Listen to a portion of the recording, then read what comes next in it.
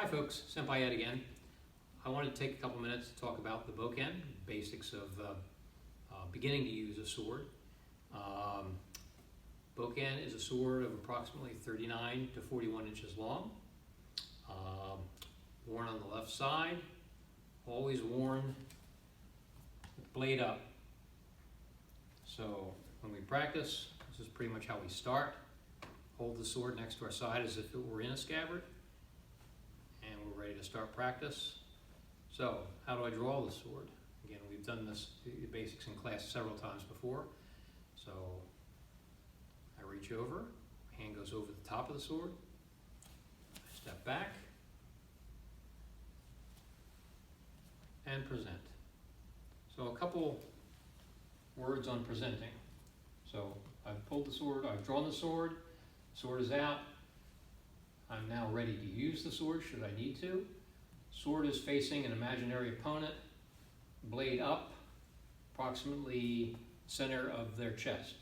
So from my height, that would be right here. I put my arm out, it's pretty much center of my chest. Be the same for you, whatever height that is, center of your imaginary opponent's chest. So how do I hold on to the sword? Again, we've covered this, so just review. Left hand about 1 to 2 inches from the bottom of the sword. Thumb and forefinger over the top in a V, like this. Okay? Second hand, one hand width between. On the top, same way. Here. This is the power hand. This is the hand that does the cutting. This hand just keeps the sword from moving left to right, wandering. It's keeping it straight on target. So I place my hand here. This is very important. This part of the hand is what's controlling it. Not my fingers, but this part of the hand here is what's controlling it. Same at the bottom. So here, light touch, firm but light. So I raise my sword. Notice that the sword is 90 degrees, parallel with the mat. Elbows in, relaxed, and drop my elbows. Up, drop my elbows. Up, drop my elbows. Notice each time I finish the cut, blade is still facing up, still approximately at the mid-center of the person's chest. Okay? So I'm not letting my sword dip down here. I'm not chopping wood. This is not an axe. Right? Not doing that. So back straight, good posture, head up, drop my elbows. Maybe a little shock absorber in the legs. Not much, don't overemphasize it. Drop my elbows.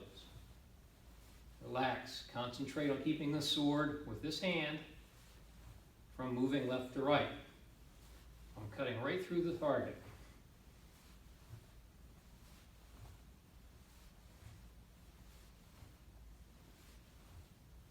The more I can relax my shoulders and my arms, the less energy this takes to do. And before you know it, you've done 1,000 cuts. We've done 100. I think we did 200 in class once. So if that's something you're interested in doing while we have some time off, I've sent a link to your parents for an inexpensive sword. Don't do it anywhere where anything could be broken. If you have low ceilings, probably best to maybe go outside and do this so you don't damage anything.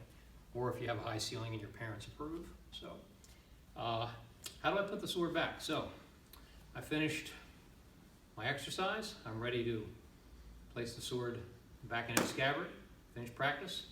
So, I've covered this before. Blade facing me, carefully, obviously.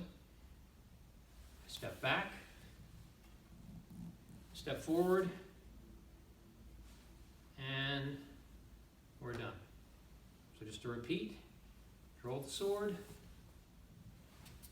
back to neutral stance, blade facing me, step back, step forward.